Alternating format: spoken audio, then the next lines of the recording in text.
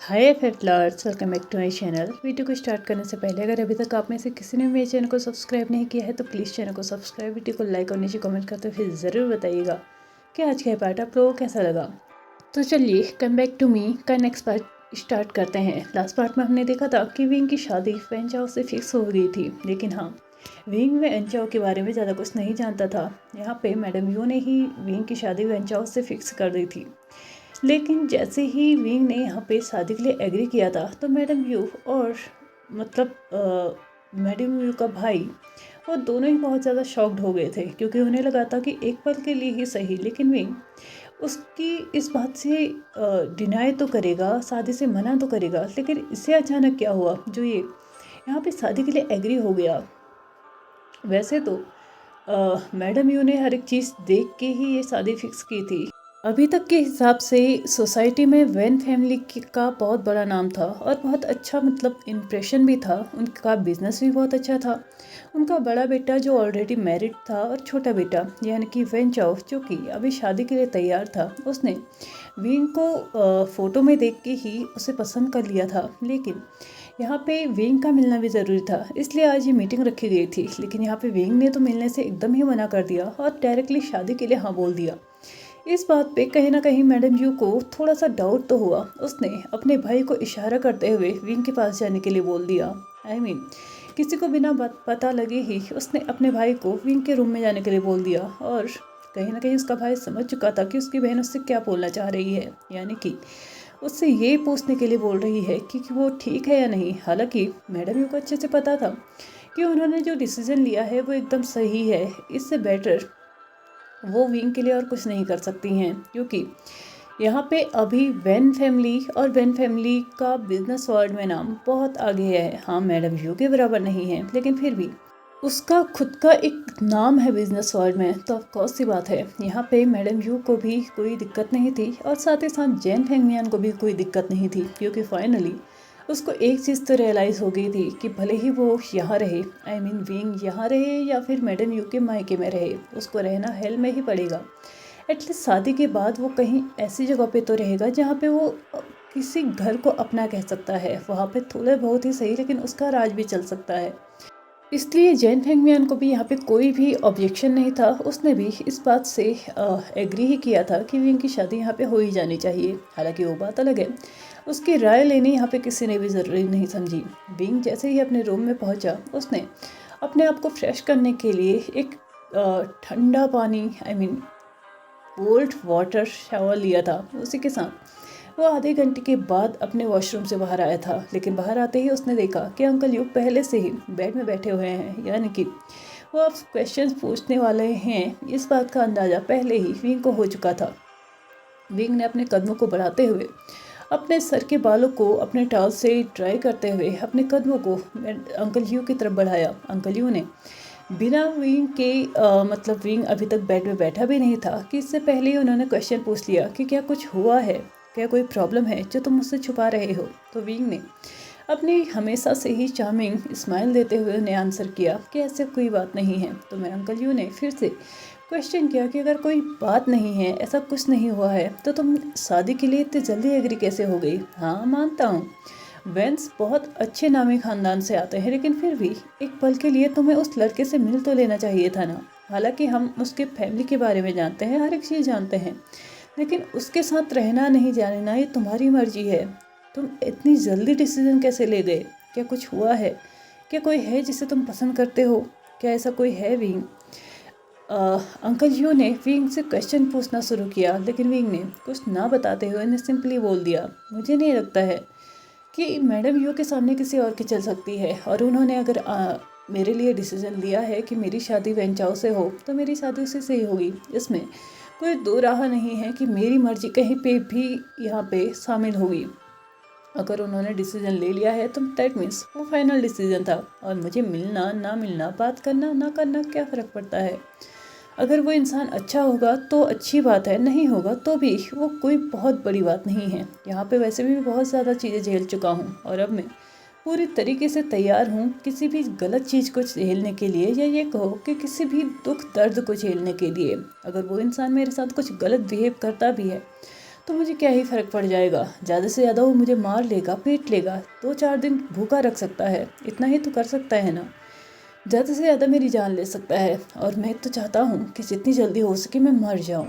ऐसा कहते ही वो अपने सीट पे बैठा हुआ तो था, लेकिन उसकी आंखों से आंसू भी बह रहे थे। अंकल यू को ये बिल्कुल भी पसंद नहीं आया। उसने विंग को खींचते हुए अपने गले से लगाया और उसके बाद फिर से पूछा, क्या हुआ है विंग? क्या तुम मुझे भी नहीं बताओगे? क्या मैंने तुमसे नहीं कहा है कि अगर तुम्हें कुछ शेयर करना है तो तुम मुझसे कर सकते हो? विंग अपनी प्रॉब्लम से अब और अंकल यू को परेशान नहीं करना चाहता था, क्योंकि वो जानता था कि अगर अंकल यू जिस तरीके से उसको ट्रीट करते हैं इसके बारे में कभी भी मैडम यू को पता चले तो अंकल यू की लाइफ भी एक हेल बन जाएगी। इसलिए वो और ज़्यादा उन्हें परेशान नहीं करना चाहता था। उसने फिर से अपने आंसू को पोंछते हुए अपनी स्वीट सी स्माइल अपने फेस में लेके आते हुए अंकल यू को ये दिलासा दिया कि ऐसी कोई बात नहीं है, बस मुझे थोड़ी सी तकलीफ़ हो रही है कि मेरी शादी होने वाली है, लेकिन हाँ, मैं उस इंसान को जानना चाहता हूँ जिसके साथ मेरी शादी होने वाली है। लेकिन क्या फ़र्क पड़ जाएगा? क्या मैडम यू मेरी शादी को रोक देंगी? नहीं ना, तो क्या ही फ़र्क पड़ जाएगा, मैं उसे जान लूँ या ना जान लूँ। बस मैं अब प्रे कर सकता हूँ कि वो इंसान अच्छा हो। अंकल यू ने विंग के सर पे पेट करते उसके सर को सहलाते हुए उसे आश्वासन दिया कि चिंता मत करो। वैन फैमिली ने अभी तक अपनी रेपुटेशन बहुत अच्छी बना के रखी है। जितने भी इंटरव्यूज़ उनके फैमिली के हुए हैं उसके अकॉर्डिंग वो बहुत अच्छी फैमिली है। बहुत अच्छी फैमिली से वैन चाओ बिलोंग करता है। ऑफकोर्स सी बात है, वो भी बहुत अच्छा होगा और तुम्हें बहुत अच्छे से ट्रीट करेगा। अंकल यू ने यहाँ पे अपनी बात कंप्लीट तो कर दी थी, लेकिन विंग बहुत ज़्यादा इमोशंस के साथ अभी गुजर रहा था। लाइक हार्ट ब्रोकन, सैड, गुस्सा, तकलीफ़, मतलब जितने भी चीज़ें हो सकती थी अभी वो हर एक चीज़ महसूस कर सकता था। और इन सबसे बड़े वो सबसे ज़्यादा जिसे महसूस कर रहा था वो था घुटन। अपने आप में ही वो सांस ज़बरदस्ती ले रहा था, उसे ऐसा फील हो रहा था। अंकल यू ने फाइनली विंग को अपने से थोड़ा दूर किया और उसके बाद फिर उसको देखते हुए बोला, क्या तुम्हें पता है तुम्हारी शादी कब फिक्स हुई है? विंग ने ना में अपने सर को हिलाते हुए वहाँ पे ना में जवाब दिया। तो अंकल यू ने वहाँ पे उसको बताया कि उसकी शादी परसों होने वाली है। इस बात पे भी विंग को ज़्यादा कोई फ़र्क नहीं पड़ा, क्योंकि ये उसके लिए कोई बहुत बड़ी बात नहीं थी। अगर शादी फिक्स हो गई है तो ऑफकोर्स सी बात है, एक ना एक दिन वो होनी ही है, और कल हो, परसों हो या 2 महीने के बाद हो, क्या ही फ़र्क पड़ जाएगा। इसलिए उसने इस बात के लिए एग्री किया कि कोई दिक्कत नहीं है, मैं शादी के लिए तैयार हूँ। तो ऑफकोर्स सी बात है, मुझे कोई फ़र्क नहीं पड़ता कि शादी कब हो रही है। अंकल यू ने विंग के सर को फिर से सहलाते हुए उसको उसके फॉरहेड पे किस किया और उसके बाद बोला, विंग याद रखना हमेशा, तुम्हारे लिए मैं यहाँ पे हूँ, चाहे तुम किसी भी परिस्थिति में हो, सिर्फ मुझे एक बार बताना, मैं तुम्हारी हेल्प करूँगा और हर एक मुमकिन कोशिश करूँगा तुम्हें तुम्हारी हर एक तकलीफ़ से निकालने की। तुम याद रखोगे ना मुझे? विंग ने एक चार्मिंग से स्माइल देते हुए अंकल यू को आंसर किया कि ऑफ कोर्स मैं आपको कभी नहीं भूल सकता, और अगर मुझे कभी भी हेल्प की ज़रूरत पड़ी तो मैं आपको ज़रूर याद करूँगा। इसी के साथ फिर से उन्होंने एक स्वीट सा मोमेंट फिर से एक दूसरे के साथ शेयर किया। और अब वो सभी लोग रेडी थे विंग की शादी के लिए। लगभग 2 दिन के बाद विंग की शादी भी पूरी तरीके से संपन्न हो चुकी थी और विंग अपने घर में जा चुका था। और इसी के साथ लगभग 4 साल और निकल चुके थे। आई नो टाइम इसकी बहुत ज़्यादा हो रहा है, लेकिन क्या करें, स्टोरी की नीड है। और हाँ, अब के बाद सिर्फ और सिर्फ लान वांगजी की ही स्टोरीज़ में देखने को मिलेगी। और बहुत पहले मुझे किसी ने कमेंट किया था कि मुझे शुगर डैडी वाली स्टोरीज़ बनानी चाहिए, तो उसमें आपको ये भी देखने को मिलेगा। तो होप जिसने वो कमेंट किया था वो अब सेटिस्फाइड होंगे। तो चलिए स्टोरी को आगे बढ़ाते हैं। प्रेजेंट टाइम में यानी कि लगभग 4 साल के बाद बहुत चीज़ें बदल चुकी थी। सबसे पहले तो बदल चुका था लान वांगजी का बिहेवियर। जो थोड़ा बहुत हंसना सीख चुका था उसने कम्प्लीटली एक कोल्ड फेस के साथ रहना स्टार्ट कर लिया था। उसने अब धीरे धीरे अपने फैमिली बिजनेस को टेक ओवर करना स्टार्ट कर लिया था और अभी करेंटली वो अपने फैमिली बिजनेस का CEO था और उसका भाई जो कि आउट ऑफ कंट्री था अपने ही बिजनेस के सिलसिले में। और लगभग 3 सालों से वो अपने हस्बैंड यानी कि निया मिंगजू के साथ वहीं पे अपनी कंपनी को, अपने बिजनेस को आगे बढ़ा रहा था। और यहाँ पे चाइना में लान वांगजी था जो कि अपने बिजनेस को, अपने फैमिली बिजनेस को आगे बढ़ा रहा था। इन 4 सालों में लान वांगजी ने हर एक मुमकिन कोशिश की थी विंग को ढूंढने की, लेकिन उसके पास कोई भी क्लू नहीं था विंग को ढूंढने का। उसके पास था तो सिर्फ विंग का एक नाम, जो कि विंग था, और उसके अलावा कुछ मतलब बचपन की 14 साल की, जब विंग 13 साल का था तब की फ़ोटोज़, और उनका पता लगाने में उसको आज तक कहीं से भी कहीं तक कोई सफलता हासिल नहीं हुई थी। उसने जितनी कोशिशें कर सकता था लीगली, उसने हर एक कोशिश की थी। हाँ, इनलीगल तरीके से नहीं की थी, लेकिन हाँ, लीगली उसने बहुत ज़्यादा कोशिश की थी विंग को ढूंढने की। भले ही वो बात अलग है कि विंग की शादी की न्यूज़ उससे मिल चुकी थी, और उसके लिए उसने कुछ टाइम तक विंग को ढूंढना बंद भी कर दिया था, क्योंकि विंग की शादी हो चुकी थी तो अब किसी और के हस्बैंड पे नज़र डालने की उसकी हिम्मत नहीं थी, और ना ही ये सही था। इसलिए कुछ टाइम तक तो उसने ढूंढना बंद कर दिया था। लेकिन धीरे धीरे जब वक्त निकलते जा रहा था, उससे क्यूरियोसिटी हो रही थी विंग के बारे में जानने की, कि क्या वो सही है, क्या वो अपनी लाइफ अच्छे से जी रहा है, या जो मैडम यू उसके साथ किया करती थी क्या अब भी उसी के साथ यही सब होता होगा। उसने बहुत ज़्यादा कोशिश की विंग के बारे में जानने की, लेकिन विंग के बारे में वो कुछ भी पता नहीं लगा पाया, और इनलीगल तरीके से उसको कुछ भी करना नहीं आता था। इसलिए वो हर तरीके से पीछे रह गया विंग को ढूंढने से। लेकिन यहाँ पे जहाँ पे अभी लान वांगजी बैठा हुआ था, वो एक रेस्टोरेंट था। वहाँ पे वो लगभग 1.5 महीने से आ रहा है, और लगभग 1 महीने से वो तो यहाँ पे कंटिन्यूसली बिना किसी मतलब किसी रीज़न के बस यहाँ पे आना चाहता था, और वो भी सिर्फ एक शख्स के लिए, जो कि वहाँ पे फ़िलहाल कुक और वेटर दोनों का ही काम कर रहा है। उस इंसान को देखते ही उसे कुछ अलग फील होता था।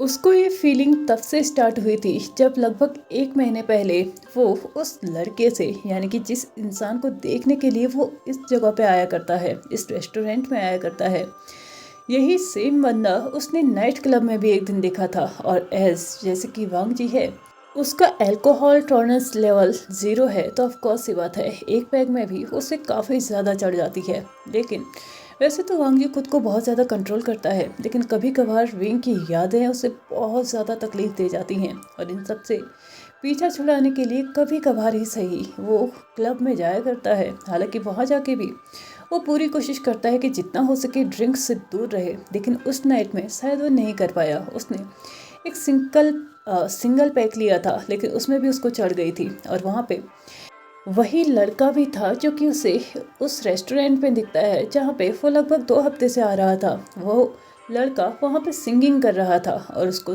सुनने के बाद हर कोई इंसान अपने आप में ही एक अलग लेवल में एंजॉय कर रहा था। वांगजी नशे में तो था, लेकिन फिर भी एक तक उस लड़की को देखे जा रहा था। धीरे धीरे वांगजी अपने स्लीपी वार्ड में जा रहा था, यानी कि वो बेहोश हो रहा था या फिर सो रहा था, ये खुद उसे समझ में नहीं आया। लेकिन कुछ टाइम के बाद उसे महसूस हुआ कि किसी ने उसे उठाया, उसको हेल्प किया और एक रूम में लेके गया, और वहाँ पे जाके उसको सुला दिया। लेकिन लान वांगजी ने खींचते हुए उसको भी टाइट हक करते हुए वहीं पे सो गया। वहाँ पे नेक्स्ट मॉर्निंग जब लान वांगजी उठा था तो उसे कुछ अलग फील हुआ था। उसे वो शांति महसूस हुई थी जो शांति उसने लगभग 8 सालों से महसूस नहीं की थी। 8 साल हो चुके थे, शायद लान वांगजी इतने अच्छे तरीके से कभी नहीं सोया था। पहले जब विंग उसके साथ था उसके दिन अच्छे निकलते थे। वो 1 साल उसके लिए भी बहुत ज़्यादा स्पेशल था, लेकिन विंग जब से उसे छोड़ के गया था तब से उसकी लाइफ कुछ अलग तरीके की हो चुकी थी। हाँ, वो 4 साल विंग से बात करते हुए उससे फिर भी अच्छा लगता था, लेकिन लास्ट 4 साल उसके लिए बहुत ज़्यादा टफ हो चुके थे, यानी कि उसकी ज़िंदगी और मौत का सवाल बन चुका था। लान वांगजी किस हालत में जी रहा है वो सिर्फ वही जानता था। लेकिन इन 4 सालों में पहली बार पीसफुली वो सोया था तो इस इंसान के साथ। लान वांगजी सोच रहा था कि आखिरकार ऐसा कैसे हो सकता है, कैसे वो एक अननोन पर्सन के साथ सो गया, और वो भी इतनी पीसफुली, इतनी शांति, इतना अपनापन सा उसे क्यों लग रहा है। उसने उस लड़के को उस रेस्टोरेंट में भी देखा था, और उसके बाद से ही उसने डेली उस रेस्टोरेंट में विजिट करना स्टार्ट कर दिया। जैसा वो उस लड़के को नोटिस करता, वह उतनी ही शांति से और भी ज़्यादा महसूस होती। हालांकि वो बात अलग थी कि दूसरी तरफ उसने अपनी खोज अभी तक छोड़ी नहीं थी विंग को ढूंढने की, लेकिन इधर इस लड़के से भी कुछ अटैचमेंट उसे हो रही थी। या ये कहो कि इस लड़के के बारे में जानने के लिए भी वांगजी क्यूरियस था। आज भी वो इसी रेस्टोरेंट में बैठा हुआ था, लेकिन आज उसे उस लड़के की हालत कुछ अच्छी नहीं लग रही थी। वैसे तो वो लड़का उसे हमउम्र सा लग रहा था, लेकिन फिर भी उसका टीनी सा फिगर, उसके मतलब जो बॉडी थी ना, उसको देख के लगता नहीं था कि वो उस लड़के से सॉरी, वो लान वांगजी के बराबर होगा। कुछ 2-4 साल या फिर एक आध साल ही सही वो छोटा हो सकता है, ऐसा खुद लान वांगजी ने अज्यूम किया था। लेकिन आज उसके फेशियल एक्सप्रेशंस कुछ अच्छे नहीं थे, जिन्हें देख के लान वांगजी अच्छे से कह सकता था कि ये लड़का आज बहुत ज़्यादा सैड है और साथ ही साथ बहुत ज़्यादा परेशान भी है। लेकिन लान वांगजी जानना तो चाहता था कि ऐसा क्यों है, लेकिन वो इंट्रोवर्ट है तो वो जाके उसको अप्रोच तो नहीं कर सकता। वो लड़का इस वक्त किचन में कुछ बना रहा था, जो कि उसे बहुत जल्दी ही किसी कस्टमर को सर्व भी करना था। दूसरी तरफ लान वांगजी था, जो कि एकदम किचन के पास वाली टेबल में ही बैठा हुआ था और आसानी से सुन सकता था कि अंदर क्या बातें चल रही हैं।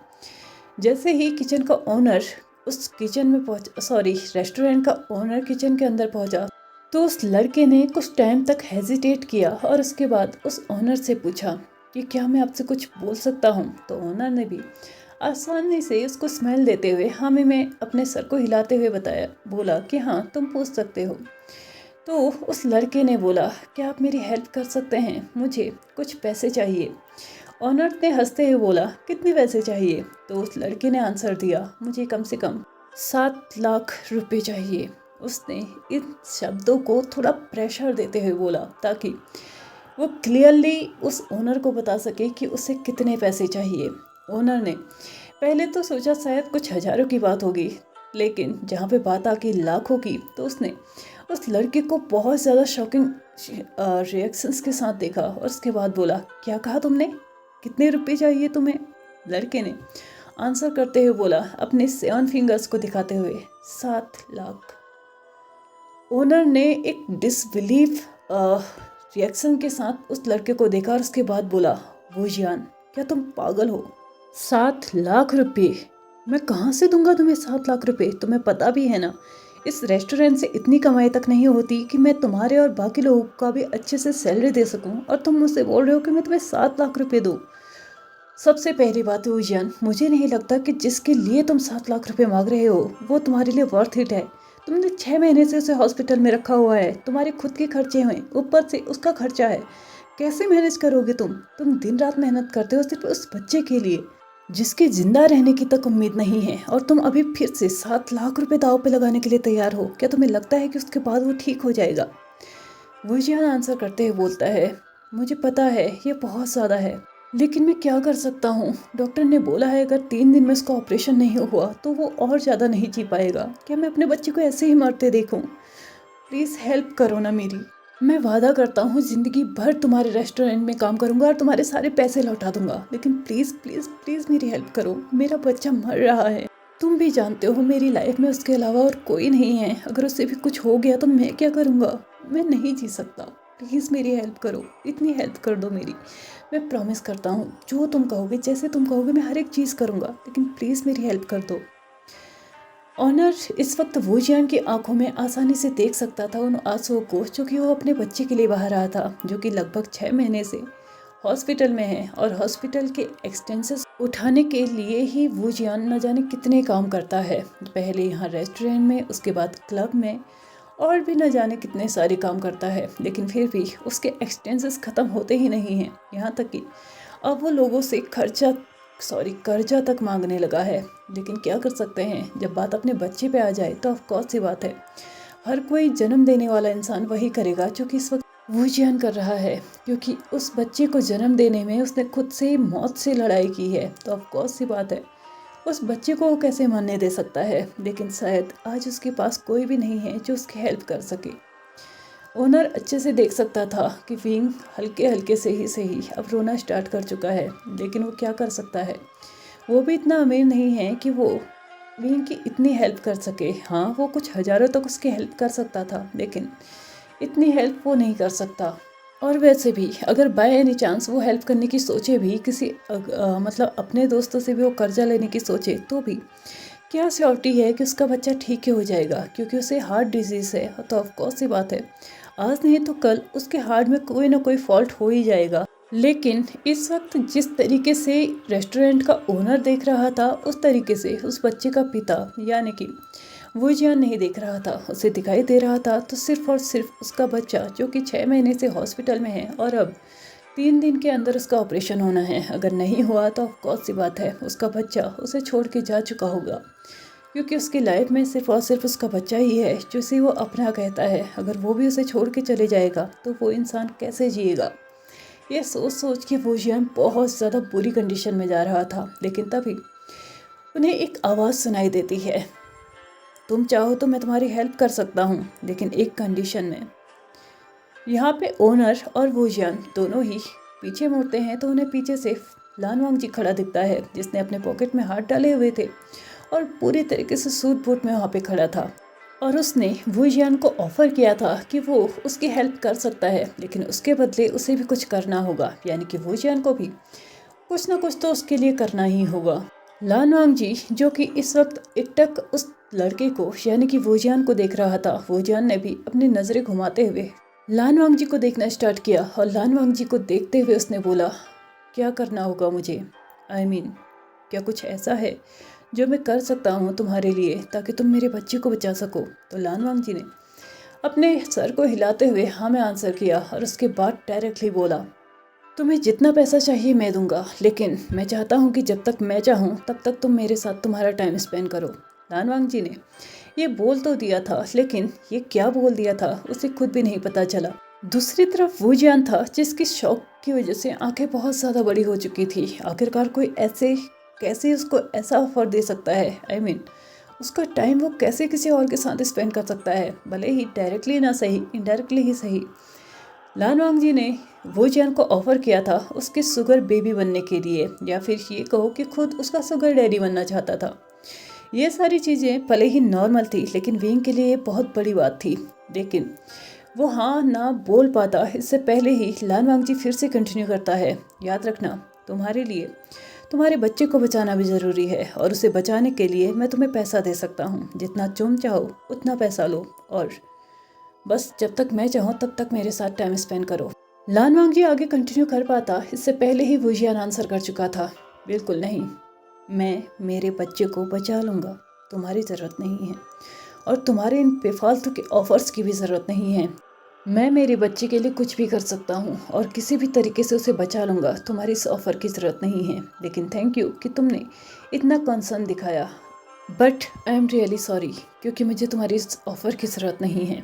अगर आपका कोई ऑर्डर है तो उसे आपके टेबल पर पहुंचा दिया जाएगा, इसलिए आप यहां से बाहर जा सकते हैं, क्योंकि किचन में किसी भी स्ट्रेंजर की एंट्री अलाउड नहीं है।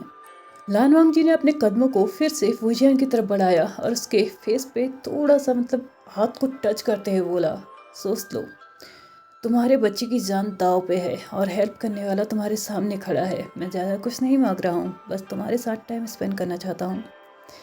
अगर तुम्हें लगे कि तुम इस ऑफ़र को एक्सेप्ट करना चाहते हो तो तुम मुझे कांटेक्ट कर सकते हो। ऐसा कहते हुए लानवांग जी ने अपना बिजनेस कार्ड वो जियान के हाथ में पकड़ा दिया और अपने कदमों को उस किचन से बाहर निकालते हुए डायरेक्टली रेस्टोरेंट से बाहर निकल गया।